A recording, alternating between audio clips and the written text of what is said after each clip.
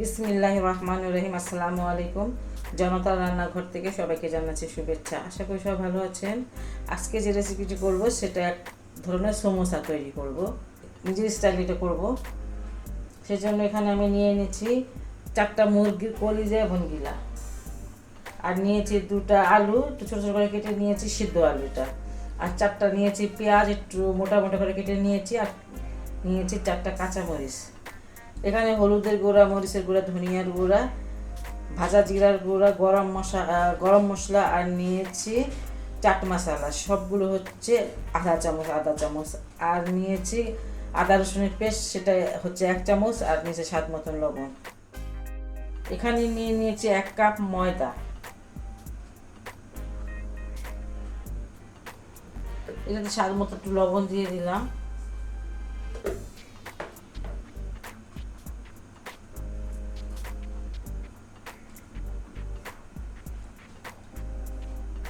দুই চামচ তেল দিলাম।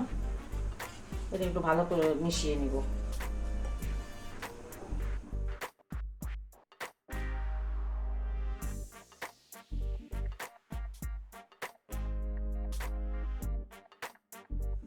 তেল, লবণ এবং ময়দাটা আমি খুব ভালো করে মাখিয়ে নিয়েছি। এখন একটু পানি দিয়ে দেবো, এটা নরমাল পানি,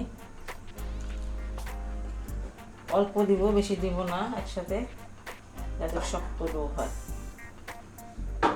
আর একটু পানি লাগবে।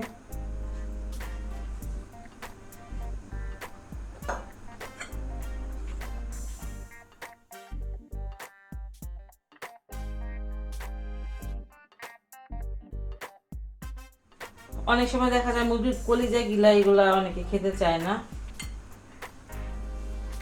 কিন্তু এইভাবে যদি একটু আপনি সমোসার মতন বানিয়ে দেন, অত কষ্ট করে সমোসা ওই ডিজাইন বানাবো না, খুব সহজ একটি ডিজাইন বানায় দেখাবো।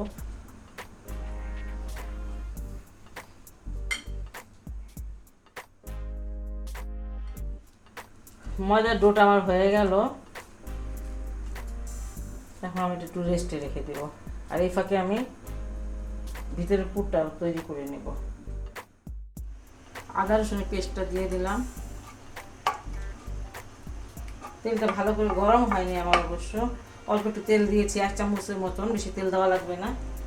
এই মশলাগুলো সব দিয়ে দিচ্ছি।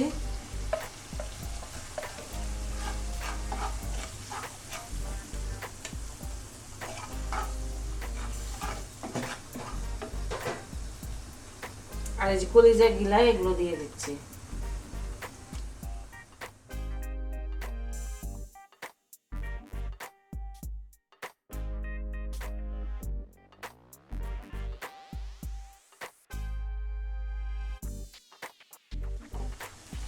কলিজা গিলাগুলো আমি মশলার মধ্যে একটু ভেজে নিলাম, আর এখন দিয়ে আলুগুলো।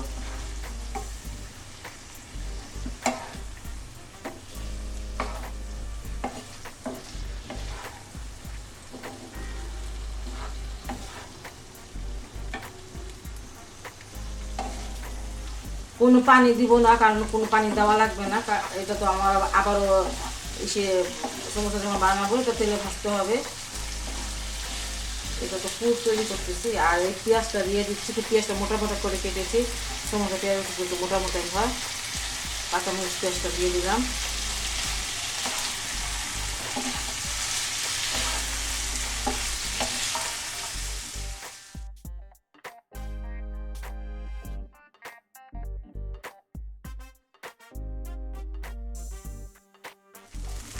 এই পুরটা আমার হয়ে গেল, এই যে ভাজা ভাজা হয়ে গেছে। পানি রাখবেন না কোনো প্রকারই, পানি তেমনি না দিলেও যে কলিজাগুলা থেকে একটু পানি ওঠে।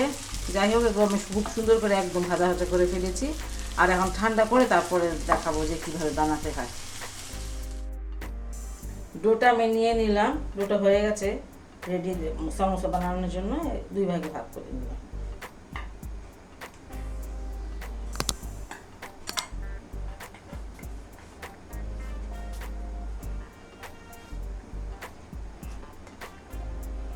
খুব সামান্য একটু ময়দা নিয়ে নিলাম, শুকনো ময়দা। এখন আমি এটা রুটির মতন করে বেলে নিব।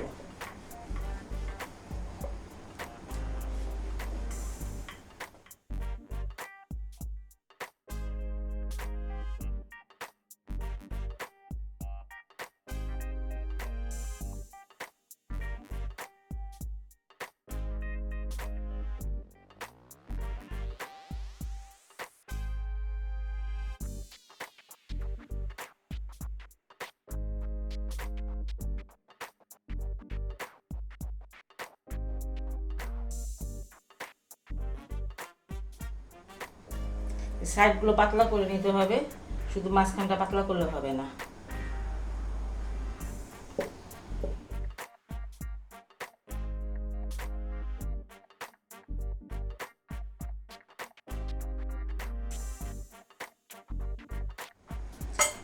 হয়ে গেল বেলাটা।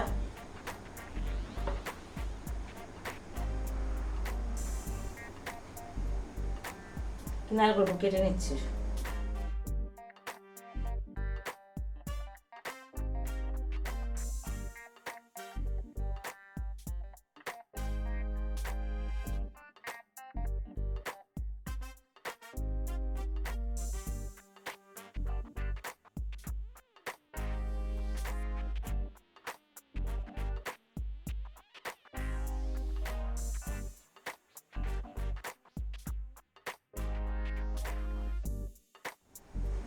ভিতরে যে পুরটা আছে একটু হাত দিয়ে এভাবে চেপে চেপে তারপর এইভাবে দিয়ে দিব।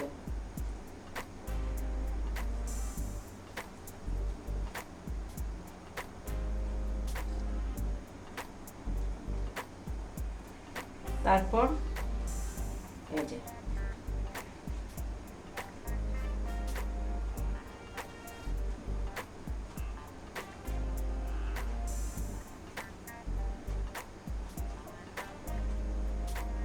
এভাবে করে দেবে। সহজ, খুবই সহজ একটি রেসিপি।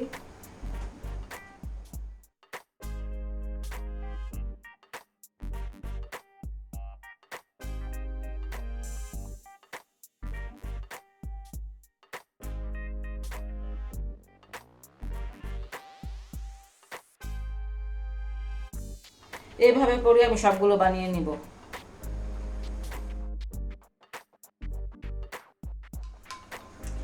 সমোসাগুলো আমি সবগুলো বানিয়ে ফেলেছি, মানে খুব সহজ মানে সিস্টেমে বানানো।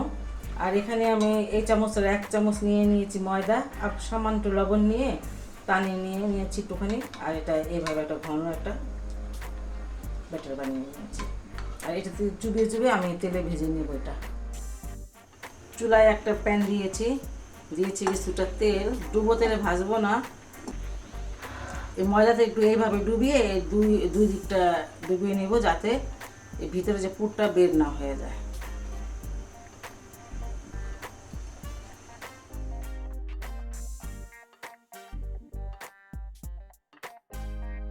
তেলটা আমার ভালোভাবে গরম হয়ে গেছে, এখন আমি আঁচটা একদম কমিয়ে দিয়েছি।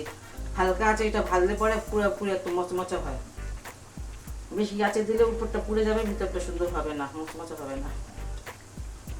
এখন এই সমোসাগুলো আমি খুব হালকা আঁচে আস্তে আস্তে করে ভেজে নিব। আমি এইগুলো উল্টিয়ে দিচ্ছি। এর দিকটা মাশাআল্লাহ কত সুন্দর ভাজা হয়েছে দেখেন। একটু সময় নিয়ে ভাজতে হবে, 7-8 মিনিট ভাজবেন, কম হলেও, না হলে ভিতর পর্যন্ত একদম মোচমোচা হবে না। আর হালকা আঁচে ভাজলে এটা কালারটা খুব সুন্দর হয়। আর একটা জিনিস যে ফুলে ফুলে যায় সেটা হয় না, একদম স্মুথ ভাজাটা হয়। আর দেখেন কোনো কিছু কিন্তু বের হয়ে যায় না ভিতর থেকে, তেলটা একদম ক্লিন আছে, আপনারা দেখতে পাচ্ছেন। এই পাশটা ভাজতে একটু সময় কম লাগবে আমার, কারণ ওই পাশটা মানে ভাজা প্রায় হয়েই গেছে।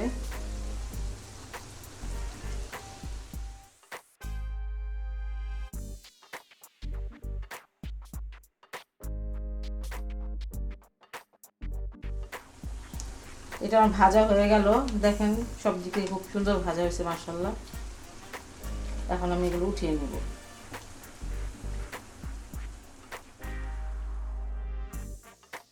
আমার সমোসাগুলো ভাজা হয়ে গেল। আপনারা এটা বাসা অবশ্যই ট্রাই করবেন। আর যদি আপনার এটা ভালো লাগে তাহলে অবশ্যই আমার চ্যানেলকে লাইক, কমেন্ট এবং সাবস্ক্রাইব করবেন। সে পর্যন্ত ভালো থাকুন, সুস্থ থাকুন এবং নিরাপদে থাকুন। আল্লাহ হাফেজ।